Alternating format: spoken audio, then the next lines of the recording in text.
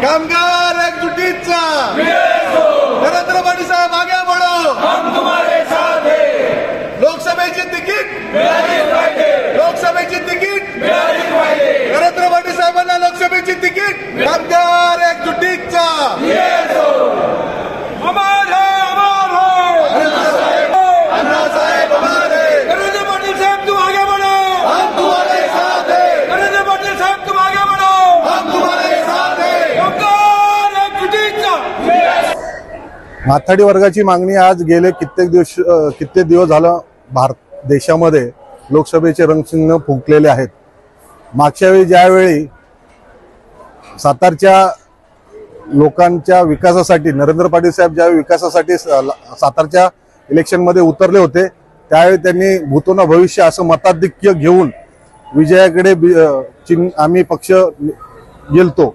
त्याच हिशोबाने आता देखील येत्या 2024च्या इलेक्शन मध्ये आपकी पार 200 पारच्या आपकी पार 400 पारच्या नाऱ्यामध्ये माथाडी कामगार देखील सहभागी होऊन आम्ही सातारा लोकसभा व ठाणे लोकसभेमधून कंबर कसलेली आहे।